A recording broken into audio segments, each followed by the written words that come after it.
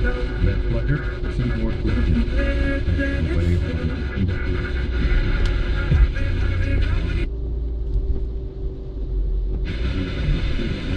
what? He's in a bunker on the front lines.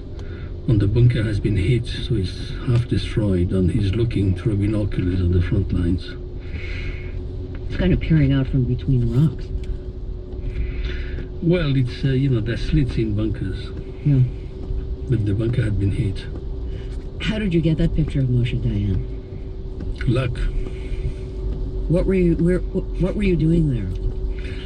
Well, the Israeli army was controlling the access to the front line, so you couldn't go on your own. You just had to go in parties, what they call embedded. So I was on my own. I managed to slip through the checkpoints. I was on the Golan Heights, and then suddenly I see Moshe Dayan coming in his jeep, so I just followed him.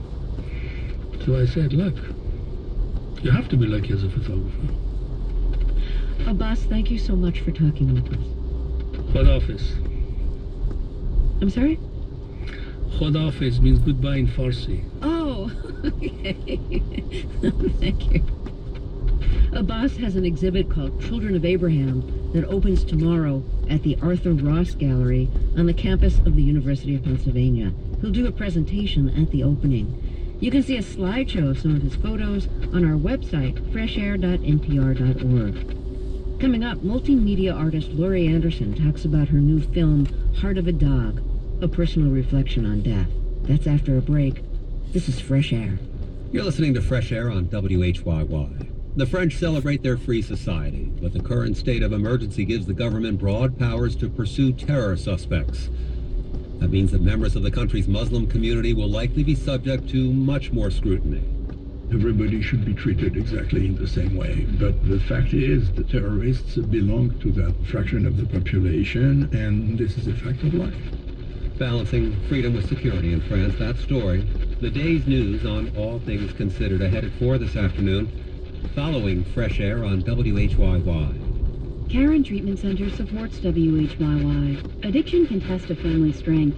When someone you love is struggling with addiction, you struggle too. Karen can help restore peace in your family. For more than 60 years, Karen has worked in the field of addiction treatment and behavioral health care, helping to restore the lives of thousands of patients and their families. Karen will help you take the next step. A confidential and no-obligation assessment is available at 855-894-4325 or at caron.org.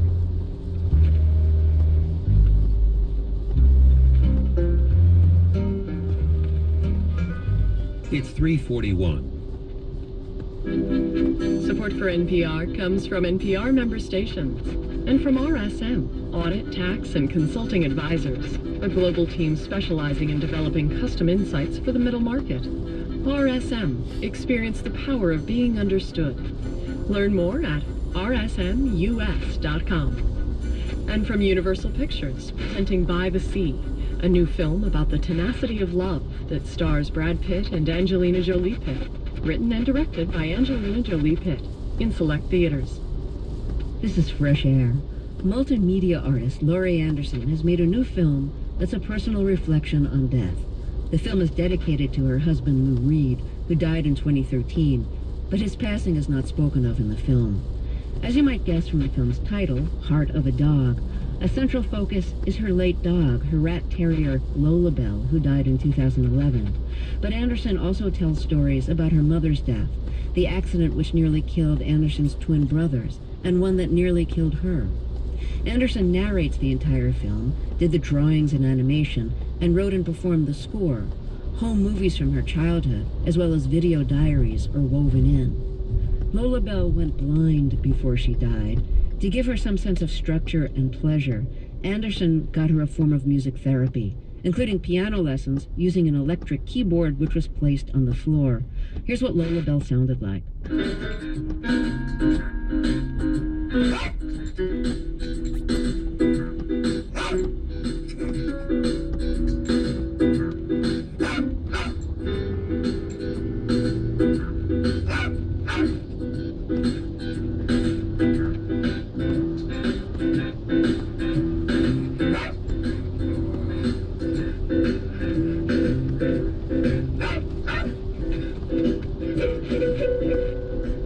Laurie Anderson, welcome to Fresh Air. So your film is called Heart of a Dog, and part of the film is about the death of your dog, Lola Bell. And when Lola Bell became old and sick, she was blind, and you got her to play music. Would you describe how you used her? In my mind, it's kind of like you used her like John Cage used chance processes in his music. Actually, what happened was she went blind, and unlike a lot of dogs who do pretty well when they go blind, because their eyesight isn't so great, but their hearing is exquisite, and their sense of smell gives them a place, and so a lot of dogs do well, and she did not. She froze in place. We had to pick her up to do anything. So I kind of panicked, and I talked to a trainer who said, I taught my dogs to play piano. I said, that could be a solution, I guess. Anyway, Lola Bell learned to play, and she ran in every day. We put a keyboard on the floor, turned it on, played music, using a lot of the same presets I use in my shows, and she got pretty good. So what do you think your dog got out of creating sounds by putting her paws on the keyboard? Well, probably first is the ability to make a sound, so a bit of control. And she'd lost a lot of control. She'd lost her world. And the second is the pleasure of sound and being able to manipulate it and turn it around. So it's why musicians like to play. That's why she liked to play, really. When she was dying, you decided not to put her to sleep because of what your meditation teacher had said. And you quote him as saying, animals are like people. They approach death, then they back away. And you don't have the right to take that from them. So just take her home from the hospital. And you did, and you spent 3 days with her. As she died, what did what your meditation teacher say mean to you? The teaching of this guy, Mingyur Rinpoche, is basically try to be there. Try to be there for your life, and try to be there for your death, too, if you can. If you can't, that's okay, too. He's a completely non-judgmental person. You make up your own mind. But in this case, I followed his advice in that I didn't want her to be in a kind of a cold place. I wanted her to be in a familiar place. That said, when Lola Bell got very sick, the first thing that I didn't include in the film was the vet said, Lola Bell is going to have to be in an oxygen room the rest of her life. What kind of life is that? And my husband Lou said, okay, where can we get an oxygen room? And so we got one, and we brought it home, and she went in there, and she was kind of peacefully resting and breathing, and then she wandered out. And she lived for another half a year. So in your movie, you incorporate in some home movies from your childhood that one of your siblings sent you. That was a crazy thing. My older brother said, I've got a lot of movies from our childhood. So I transferred all these, a few of them actually, just dipped into these boxes.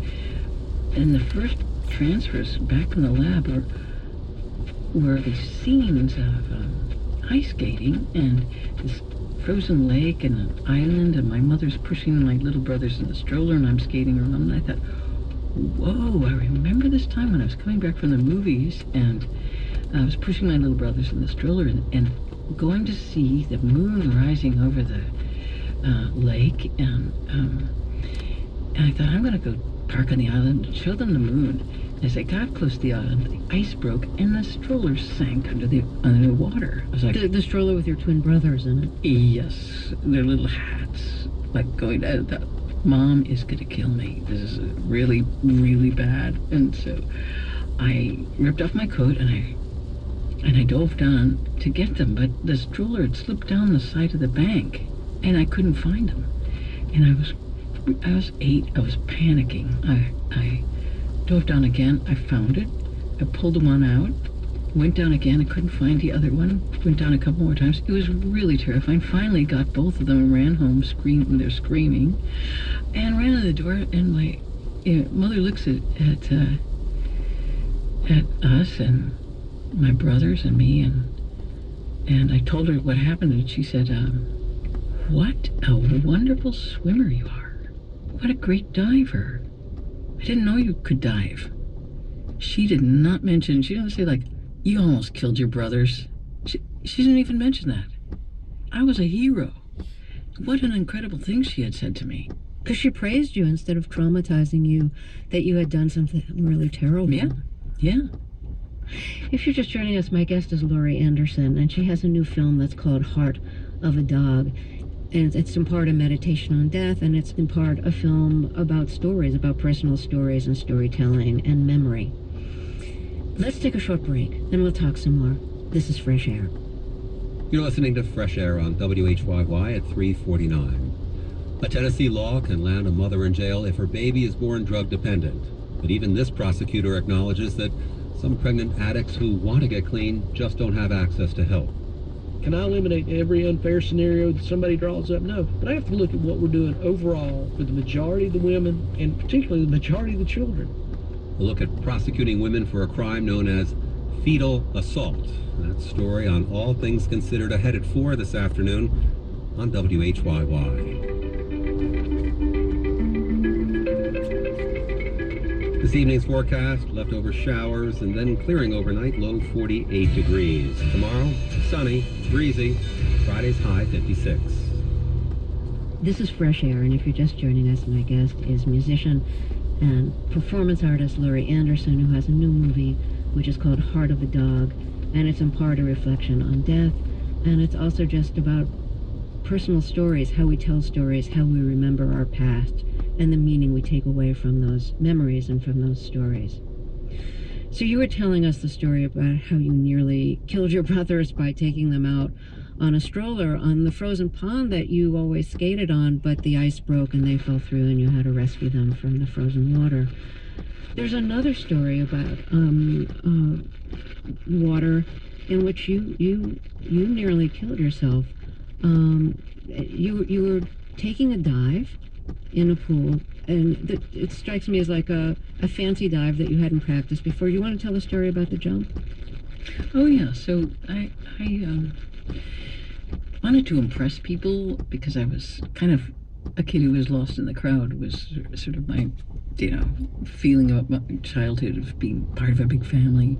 And so I thought, I'm going to try a really fancy flip off the board, like a double flip. And so I went up to the board, and I'd never done a flip before, but I thought, that can't be too hard. So I flipped off the board, and I missed the pool. And I,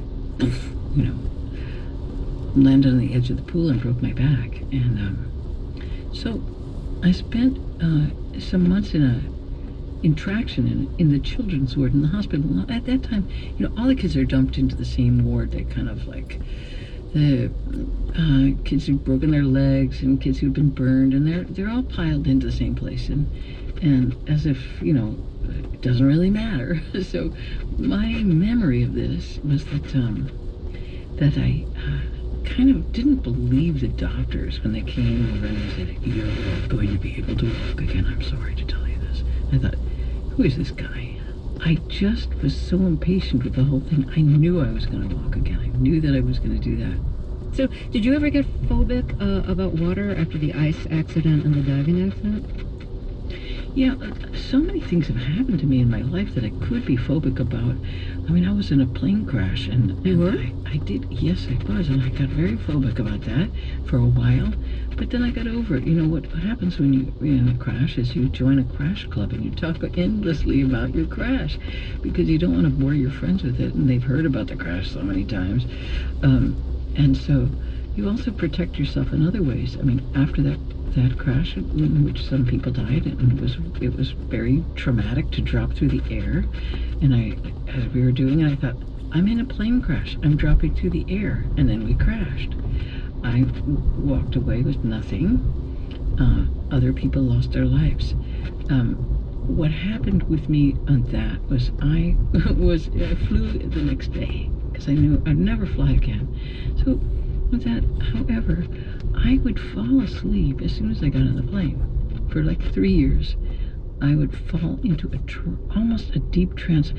I actually had to pin a little note to my shirt saying, "I'm not in a coma. You can just keep banging on my head." And I talked to the stewardesses when I got on. They were very trained in working with crash people, because I said, "Look, I was in a crash and I'm pretty nervous," and they were very kind. And I said, "It's going to look like I'm going into a coma, but don't worry, I'm just going to go to sleep." And they were super understanding about it. So what happened in that case was my mind shut down. Mm-hmm. My mind protected me from being there anymore, and words protected me in this, the Crash Club, where you talk about the story until it sounds very uninteresting, until you're beyond bored with it. That's what happens with stories too. It's like you can take their energy out by repeating them over and over and over. We look to our candidates for that too. Tell me that story again, and I'm gonna shoot myself. So, was this a passenger plane? Yes. Like a commercial airline? Yep. It was a 30-passenger plane. I always wonder when people have any kind of spiritual or meditative practice, especially if it's one designed in part to help them cope with things that seem unmanageable and to cope with something like death. If they're able to maintain that practice and maintain the equanimity at the time of death, whether it's, that person's or that person's loved one. And I was wondering with you and your husband, who both had the same meditation teacher, were able to follow through on those practices at the very end, and whether all of that just kind of slipped away at the end and, you just dealt on this gut level with what was happening. Well, gut level is a good level to deal with life, and for me, I have to say that Buddhism makes sense for me because it's how I'm an artist. It's not about things you should do or things you should leave. It's extremely simple. It's be awake. That's all it is. Be awake, be aware, and that's what I do as an artist. That's how I live, and that's the way Lou's life was, and that's the way Lou died as well. And one of the things that I had to do when I inducted Lou into or gave a speech when he was inducted into the Rock and Roll Hall of Fame a few months ago is, first of all, that's a very boring ceremony. It just goes on for so many hours. And I was trying to shorten the speech because it was getting so dull. So I tried to shorten it, and then I thought, I'm just going to mention these 3 rules that Lou and I had. We made them up. And they had to do with how to live your life, because, life goes by so fast. It's really, and a lot of times things happen so fast that you don't know, how should I react? What should I do? I'm in a panic, So we came up with these, and they're time-tested rules, and I'll tell you what they are. So the first one is, don't be afraid of anyone. Now, imagine your life if you're not afraid of anyone. 2, get a really good BS detector and learn how to use it. Who's faking it and who is not. 3, be really tender. And with those 3, you're set. Laurie Anderson, thank you so much for talking with us. It's been a pleasure. Laurie Anderson's new film is called Heart of a Dog. After playing in theaters, it will premiere on HBO in early 2016. If you'd like to catch up on Fresh Air interviews you missed, like our interview with Peter Sohn, the director of the new Disney Pixar animated film The Good Dinosaur, and our interview with Shonda Rhimes, who created the TV shows Scandal and Grey's Anatomy and is executive producer of How to Get Away with Murder, check out our podcast. You'll find those interviews and many more. Fresh Air's executive producer is Danny Miller. Our technical director and engineer is Audrey Bentham. Dorothy Farabee is our administrative assistant. Our associate producer for online media is Molly Seavey-Nesper. Roberta Shurak directs the show. I'm Terry Gross.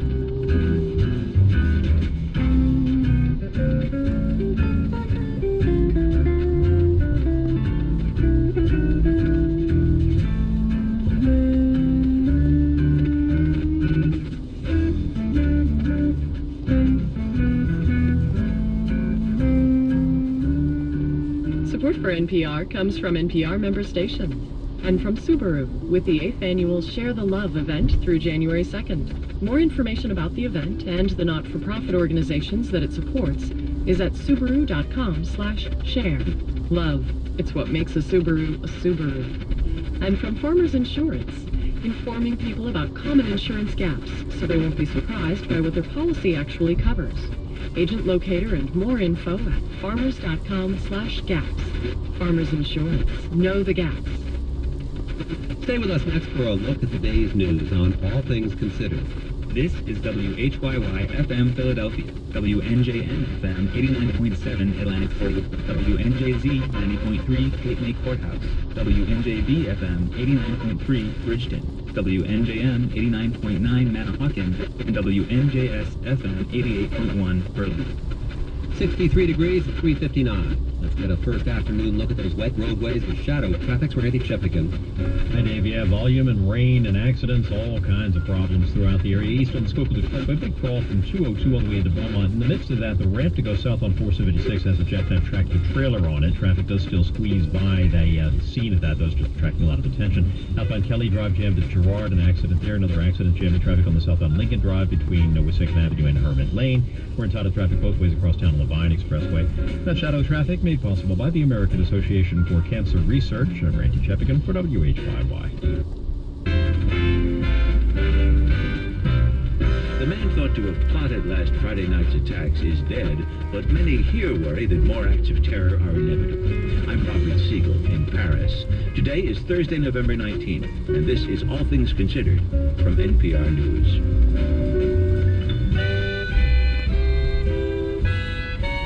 After the attacks, what's next? One political thinker says after Charlie Hebdo, more should have been done to address the radicalization of youth. We didn't have this conversation, I think. We didn't go to the bottom of it because I think we were afraid. I'm Ari Shapiro in Washington with the story of a law in Tennessee that punishes pregnant women who use drugs. Problem is, there aren't enough rehab facilities for people who want to quit. They can get better. What's frustrating, what's disappointing is that we don't have the tools to help them to get better. And 4 World War II weathermen are awarded their Purple Hearts today. Now news. From NPR News in Washington, I'm Lakshmi Singh. An ISIS operative suspected of planning last Friday's terrorist attacks in Paris is dead. Lauren Frayer reports from the French capital, where lawmakers have given initial approval to extend a state of emergency. Soldiers patrol Paris's metro. The annual debut of Christmas lights has been canceled. The ISIS suspect accused of planning Friday's attacks is dead, but another may still be on the run. Interior Minister Bernard Cazeneuve called for an extraordinary meeting of Europe's justice ministers. Que l'Europe se reprenne, s'organise, se défendre contre la menace terroriste. Europe must reassert itself, organize and defend against the terrorist threat, he said. France has sent its only aircraft carrier to the Gulf, tripling its capacity for airstrikes on ISIS targets in Syria. It's asking its European neighbors to join the fight, too. For NPR News, I'm Lauren Frayer in Paris. France is calling on the international community to redouble its efforts to eradicate the Islamic State. But diplomatic divisions remain over anti-ISIS operations inside Syria. Russia says ISIS's defeat depends on Syrian leader Bashar al-Assad's assistance. However, the U.S. says the terror group's elimination means the civil war has to end, and President Obama says that cannot happen with Assad in power. Obama said as much to reporters in Manila, where he was attending the APEC summit. The House has overwhelmingly approved a Republican measure that would tighten controls on Syrian and Iraqi refugees seeking to enter the U.S. NPR's Craig Windham says 47 Democrats joined all but 2 Republicans in passing the legislation. House Speaker Paul Ryan says the measure is aimed at keeping terrorists out of the U.S. We cannot and should not wait to act. Not when our national security is at stake. But House Democratic leader Nancy Pelosi says singling out Syrian and Iraqi refugees is not the way to go. The Republican bill before us does not make us safer. It does not reflect our values. The Senate may not take up the House measure until after Thanksgiving. NPR's Craig Windham. A new study of immigration into the United States reveals that more Mexican immigrants have actually been leaving the U.S. than coming in. NPR's Richard Gonzalez reports the findings also show that the flow of Mexican immigration is at its lowest point since the 1990s. The conclusions based on government data here and in Mexico come in a new report issued by the D.C.-based Pew Research Center. The report shows that about 1 million Mexicans and their families, including U.S.-born children, left this country from Mexico between 2009 and 2014. During that same period, a smaller number, an estimated 870,000 Mexicans, migrated to the United States. Researchers say the decline in Mexican immigration may be due to the slow recovery of the American economy after the Great Recession, which made the United States labor market less attractive. Richard Gonzalez, NPR News, San Francisco. Dow is down 4 points before the close. This is NPR. Support for NPR comes from NPR stations. Other contributors include the National Education Association. NEA is committed to creating opportunity for all students, regardless of background or zip code, to experience the transformative power of a great education at nea.org/greatpublicschools. 64 degrees, rain falling at 4:04. Good afternoon. I'm Dave Heller, WHYY News. New Jersey legislative leaders say replenishing the state's Transportation Trust Fund is a priority, and that's likely to mean a hike in the gasoline tax. The new Fairleigh Dickinson University Public Mind poll finds most residents are not convinced that that's the way to go. Details from WHYY's Phil Gregory. Poll director Krista Jenkins says 62% of New Jersey residents are opposed to a gasoline tax increase, even though neighboring states tax the fuel more heavily. We asked them if they would change their minds, given a constitutional mandate that revenue would be dedicated for road and bridge repairs. And of these, 36% said they would approve an increase, with 61 who said they would remain firm in their opposition. Jenkins says public distrust that politicians would use the additional revenue for transportation needs will make it harder for lawmakers to reach a trust fund solution. From the New Jersey desk, I'm Phil Gregory, WHYY News. The state court rules that pornographic emails exchanged from state computers in the Pennsylvania Attorney General's office do not have to be released. Here's WHYY's Mary Wilson. The Commonwealth Court says the emails don't rise to the level of public records because they're personal and irrelevant to the official actions of the state. But the court's opinion also says its ruling does not stop Attorney General Kathleen Kane from releasing the messages of her own volition. The Philadelphia Inquirer first requested the emails, and its lawyer, Terry Muchler, says the paper is hoping Kane takes the court's words to heart. There's nothing that would preclude her from releasing the emails, and of course that's what we call on her to do. A spokesman says Kane will announce her plans next week. The Attorney General has already released select risque messages over the past year, implicating current and former office employees, as well as one former and one sitting Supreme Court justice. Mary Wilson in Harrisburg. This evening's forecast, rain tapering off, gradual clearing overnight, low 48 degrees, giving way to a sunny Friday, breezy. Tomorrow's high 56. It's 4:06. From NPR News, this is All Things Considered. I'm Ari Shapiro in Washington. And I'm Robert Siegel in Paris, where authorities today confirmed that the man they believe planned last Friday's attacks is dead. Abdelhamid Abaoud died in yesterday's police raid in the city of Saint-Denis, according to a statement from the Paris prosecutor. NPR's Eleanor Beardsley was back in Saint-Denis today, and she found people there worried about the prospect of another attack.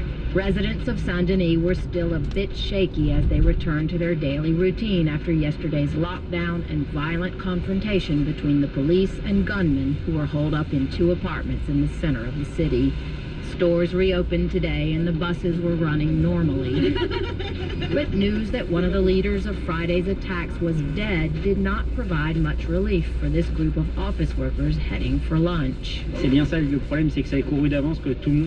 going to happen again here and in other European countries and the U.S., says Christophe Cabaret. Anyone who attacks ISIS will be a target. Look at what happened to Russia, he says.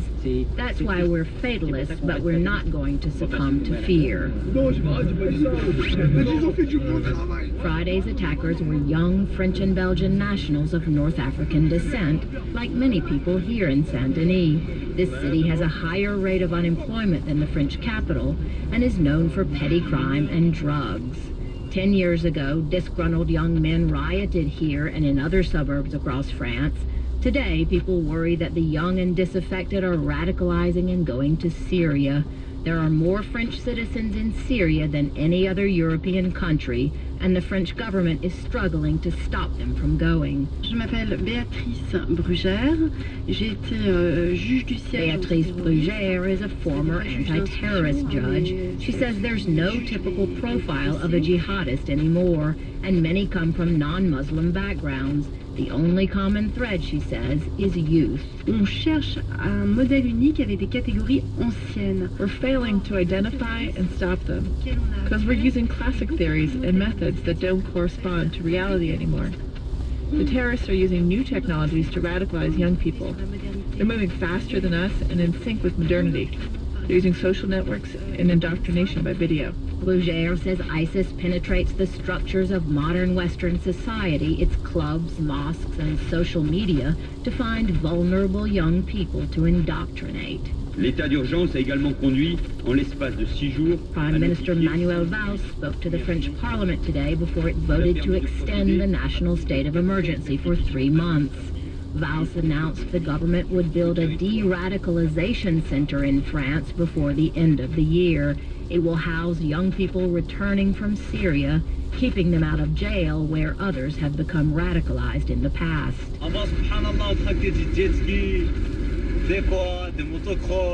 A video of Belgian national Abdelhamid Abaoud has been playing on French television all day. Smiling behind the wheel of a pickup truck, Abaoud talks in French about jet skis and motocross and the fun of driving big trucks. The truck he's driving is pulling the bodies of Syrian civilians and rebels just killed by ISIS. Some Muslims in Saint-Denis say they're afraid these sorts of images could provoke some kind of backlash against them. But others, such as Mustafa Ben Hada, say they're worried for everyone in France. He came here as a 4-year-old from Algeria in the 1960s. He works as a nurse and says Saint-Denis is cosmopolitan and a great place to raise his 4 children. And he wants it to stay that way. Non, peur non, mais inquiet. I'm not scared, he says, but I am worried because the things happening are so shocking and we don't know what's next. This will add a new layer of worry to society in France. Eleanor Beardsley, NPR News, Saint-Denis. Here's a tough question for France's leaders. What should the government do next? What should it do to prevent another attack like the attacks of last Friday? Well, here at the Place de la République, at the monument where people have left flowers and candles in memory of the victims of those attacks, I asked some ordinary Parisians, people like 20-year-old Antoine Moreau, a student of communications. I think we have to eradicate Daesh. Daesh is the Arabic name the French use for the so-called Islamic State. Also, Antoine says it's important to communicate a message to the French people. A message of tolerance, a message of solidarity, humanity. I think it's important to communicate about this. Anna Didier, who comes to Paris from out of town a couple of times a week, approves of the state of emergency the government has declared and wants to extend. It gives the government broad powers to pursue terror suspects. Pour moi, c'est la première mesure. It's a good first step, she says, but there's only so much you can do when people are willing to kill themselves. Alan Amimed, an Algerian who's lived in Paris for several years, says, show them no mercy. Sans pitié, au moindre fait, au moindre geste, au moindre doute, sans pitié. He remembers the 90s in Algeria when he says attacks like this happened all the time. But Marguerite Dubois, who was making her first visit to the monument in the Place de la République since the attacks, sounded a more cautious note. Je pense qu'il y a beaucoup de décisions qui sont prises dans la précipitation, mais c'est pas... Decisions are being made too fast. To answer violence with violence is not a good solution. We haven't yet buried our dead, and we are already making more of them. I also visited a couple of Parisians who are very well versed in public policy. Sylvie Kaufmann is a senior journalist at one of France's most prestigious newspapers. I'm editorial director at Le Monde, and I'm a columnist also. François Bujon de l'Etang was a foreign policy advisor to then Prime Minister Jacques Chirac, and then he was ambassador to Canada. And I was ambassador of France to Washington from 1995 until 2002. The former diplomat and the Le Monde columnist talk politics on Sunday mornings on French radio. Sylvie Kaufmann told me they often agree. One thing they definitely agree on is that there are no easy answers to the question of what to do next. Both speak of economic, social measures, Bujon de l'Etang says the immediate focus must be security, to act against would-be terrorists before they act. Now, as it happens, a number of these have committed a number of small misdemeanors and are very well known by the police. So administrative measures could be taken, probably, to isolate them or to follow them more closely. Would a regime of heightened security inevitably mean that the people being stopped and frisked most ardently would be people who appear to be North African or from the Middle East? I hope not. Everybody should be treated exactly in the same way. But the fact is that the terrorists belong to that fraction of the population, and this is a fact of life. So you have probably to get ready for some incidents of that kind happening. But normally, absolutely everybody should be treated on an equal footing, of course. Sylvie Kaufmann of Le Monde emphasizes policies to combat the radicalization of young people in France. And not just Muslims who are poor and feel marginalized, she says. Some radicals come from prosperous households. Some others are converts to Islam. After the killings of Charlie Hebdo and the kosher supermarket in January, there was a lot of focus on this. I think we didn't go far enough. I hoped we would have a national conversation on this. We didn't have this conversation, I think. We didn't go to the bottom of it because I think we were afraid. The situation was very tense. We have in France the biggest Muslim community in Europe. We also have the biggest Jewish community in Europe. And we kind of live together. I think this diversity is appreciated by most French people, but it is not easy. And somehow people and political leaders definitely are afraid of confronting the problems that arise from this diversity. Do you think that free travel in Europe, open borders under the Schengen Agreement, will that be a casualty of what has happened here? I'm afraid so, probably for some time at least. The interesting thing is that these attacks have overshadowed a huge crisis that we were going through, and we're still going through actually, but that's the migration crisis. The rule of the media, the migration crisis. So before these attacks happened, we were already talking about the death of Schengen being the agreements which allow us to move freely and work freely across the European Union. This is, yes, symbolically and politically, this is a very important step, and it's a step back. It's a step back. François Bujon de l'Etang, the former ambassador to Washington, agrees that the policy of open European borders has to be changed. Now, there is another European aspect I want to insist upon. It is the fact that France is presently the only country in the European Union to have a serious defense effort and to project its forces outside of Europe in order to protect the European continent. This is what we did in Mali. If we had not intervened in Mali when we did, AQMI, the Al-Qaeda in the Maghreb, would have probably established a big land base into the country of Mali that would have turned into another Mullah Omar type Afghanistan. Thank goodness we did it, and everybody applauded. But they applauded and did nothing else. And we get very, very little help, concretely, from members of the European Union. We get sympathy, but we get no help. Now that France has intensified airstrikes against ISIS, both François Bujon de l'Etang and Sylvie Kaufmann agree other countries in Europe must take part as well. And Bujon de l'Etang says in Syria, France has one enemy, the Islamic State. The French may not like Bashar al-Assad, he says, but he's not the one firing on young people at a cafe in Paris. This is Robert Siegel.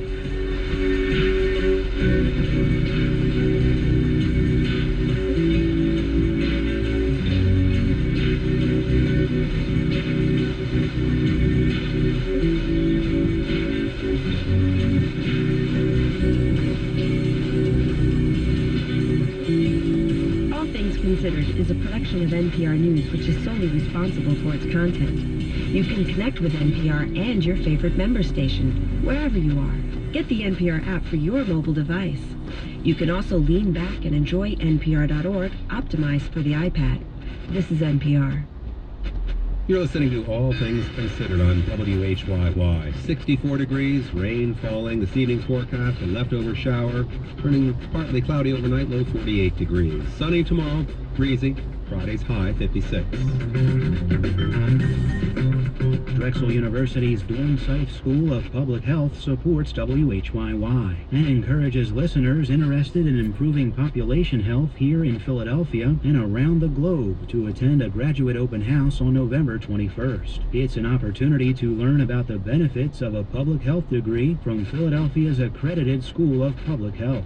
Registration for Drexel's November 21st graduate open house at drexel.edu/mph open house. You could call it the income we think you should have, but the bottom line is that it is income that does not exist. Some fathers do whatever it takes to avoid paying child support, though often the courts order men to cough up money they just don't have. Ahead in 20 minutes, a look at why America's child support system doesn't always work the way it should.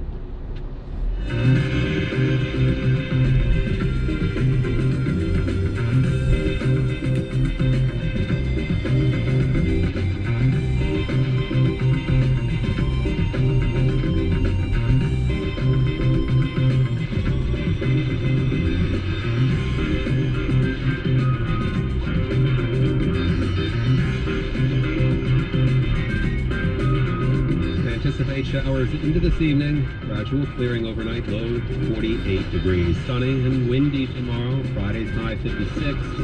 Partly sunny Saturday up to 53 degrees. Sunday partly sunny but cooler. High only around 45. It's 4:20. You're listening to WHYY FM. Support for NPR comes from NPR member stations and from Avalara, tax automation for businesses of all sizes. Avalara works to simplify sales tax and other business taxes with real-time rates and automatic filing at avalara.com, AVALARA.com. And from Children's Health, with more than 100 years of care at Main Hospital Children's Medical Center Dallas, is committed to making life better for children through research, innovation, and medical science. Learn more at childrens.com/excellence. This is All Things Considered from NPR News. I'm Ari Shapiro. Here's a question. If a pregnant woman does drugs and her baby is born dependent, should the mother be prosecuted for harming the child? In Tennessee and Alabama, the answer is yes. Tennessee's fetal assault law has been on the books for a year and a half. It's controversial, and other states are considering similar laws. I went to Tennessee to meet some of the people at the center of this debate, and I teamed up with Blake Farmer from member station WPLN in Nashville. Hey, Blake. Hello, Ari. When you and I were in Tennessee together, we found one thing that everybody agreed on. The prosecutors, the social workers, the mothers recovering from drug addiction, they all said there's just not enough help for the women who need it. Yep, let's go to a group. It's called Mothers and Infants Sober Together. On meds and opiate addiction for quite some time, and I was using due to addiction. This is in rural East Tennessee. It's sort of group therapy for mothers struggling with addiction. Some were sent here by the court, others came voluntarily. At the start of this session, each woman answered the question, what are your challenges this week? Challenges, we need a car that built no vehicle. And Josh's car is... Each woman answers the question, what are your challenges this week? Challenges, we need a car bad. Still no vehicle. And Josh's car is broke down too. My van broke down last Monday, that's why I didn't get to come here. Supporters of this fetal assault law say the threat of jail will drive pregnant, drug-addicted women to get help. The problem is finding someone who will literally, physically drive these women to get help. Some social workers try to solve the problem by traveling for miles through the countryside just to visit a client at home. So do you want to do a parenting lesson? Sure. Okay, do you have your notebook? It's over here. Robin Ledford is paying house call. She works with a group called Families Free. So a lot of our clients are just getting out of incarceration. They have revoked driver's license, they have DUI charges, so it's going to be a substantial amount of money just to get their license back. And even for women who do have a car, everybody agrees there are just not enough treatment centers in the state of Tennessee. When 23-year-old Jessica Roberts got pregnant, she decided to quit drugs cold turkey with the doctor's help. She tried to check into the only rehab clinic in this part of Tennessee that will detox pregnant women. It's called Centerpoint. The wait list for Centerpoint was like 3-4 weeks, and that's for a pregnant woman. You know, a pregnant woman should be able to get in instantly. We called Centerpoint, and they told us this is a typical wait. They just don't have enough beds to meet the need. Doctors disagree over whether detoxing quickly is really best for a pregnant woman and her baby. Some advise a more gradual step down through medication instead. But those programs are scarce too. And here's the thing. The law's supporters know there is not enough treatment for pregnant women who need it. Barry Staubus is the district attorney who's prosecuted more people under this law than anybody else. I asked him whether it's cruel to have a law where women could be prosecuted and there really is no treatment available. Can I eliminate every unfair scenario that somebody draws up? No. But I have to look at what we're doing overall for the majority of the women and particularly the majority of the children. Do you also intend to lead the charge on more funding for rehab and detox programs? Yes, of course. I'm for funding of programs and making those programs available, of course. There's always the call for more funding, but we can't let that get in the way of a good idea or a good program or an effective program. About 5% of Tennesseans abuse prescription drugs, according to state records. Connie Gardner works for the state's Department of Children's Services, the agency that takes babies from addicted mothers and puts them into foster care. We here are drowning in this drug problem. She told me none of these mothers wakes up and says, I'm going to abuse my child today. What I have to keep in mind is that they can get better. What's frustrating, what's disappointing is that we don't have the tools to help them to get better. New mother Jessica Roberts finally did get better. After a couple unsuccessful attempts at rehab, she detoxed on her own, sitting on her father's couch when she was 37 weeks pregnant. You're so pretty. Yeah. Now she's clean, and she has custody of her 4-month-old baby. Her name's Adeline Brooke. They live together with Jessica's father. Jessica herself grew up in foster care. Both her parents were addicts. Her mother still has not recovered, but her father, Alan, is sober now and helped her break the habit. Now he thinks back to Jessica's childhood. I had a hard time with the guilt of not being there, because I can remember, like, Daddy, please get me, when she was, you know, a teenager, maybe 14 or something, and going into foster care. All you have to do is just pass a drug test and you can have me and get our own place and all that. So many addicts that we met come from families where everyone uses drugs. It's a problem that gets passed from generation to generation. Most people don't have a dad that is there for them, or any parent, anybody really. I'm very grateful that my dad never let me get to that point. Now, father and grown daughter are both determined to make sure the newest generation of their family doesn't go through the same struggles. Tomorrow, we'll visit a pain clinic to find out why it's so easy for anyone to get access to these powerful drugs. Do you take insurance here? No. Why not? Because most of them do not have insurance. So I use the medication as fishing bait. That story tomorrow on All Things Considered.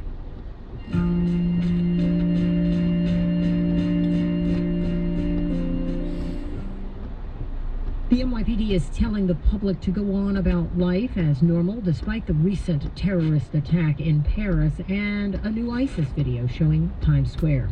WNYC's Robert Lewis went to that tourist destination to talk to people who don't have much of a choice, the workers who go there every day. Angelique Carabello Shelton manages a shop on 42nd Street that sells Yankees gear to the crowds of tourists. She's worked in Times Square for 6 years, and for the first time has thought about getting a job somewhere else. Every day I think about it. You know, it's scary, you know, waking up in the morning and having to come down here and knowing that, you know, every day with ISIS, you know, still out there, haven't got caught, we a target. That makes her nervous in a way she wasn't before. The fact that I work in Times Square and I got out of work last night and I seen the cops around, it's kind of scary and worry. But I'm sure that New York, after 9/11, I'm sure that our police and our FBI's and everybody who takes care of that, they got everything under control. Outside the store and all throughout the area is a heavy police presence. NYPD vehicles, uniformed officers, men in black trench coats with earpieces dot the perimeter of the square. That show of force is a comfort to a number of local workers like Mohammed Rufai. I trust in our security services. Rufai works for a bus tour company. He's one of those guys in red coats trying to sell sightseeing trips. Despite his faith in police, the threat of terrorism is in the back of his mind. I'm concerned, but not nervous. Mayor de Blasio says he understands the concern around the video, but he called the footage boilerplate and says there's no intelligence suggesting an attack is imminent. It's an attempt at blatant intimidation. I always say New Yorkers don't take well to intimidation. We're not going to be changed by it. And many can't afford to be changed by it. Errol Gordon works at a small food stand on Broadway and 42nd Street. Our life don't stop, you know what I mean? Because if we're afraid and we're at home, it doesn't stop our bills from coming in. You know, we can't pay it with fear, so we got to be here. With that, he turned back to readying his stand for the lunch rush and the hungry tourists who'd braved the drizzly weather to visit Times Square. For WNYC, I'm Robert Lewis.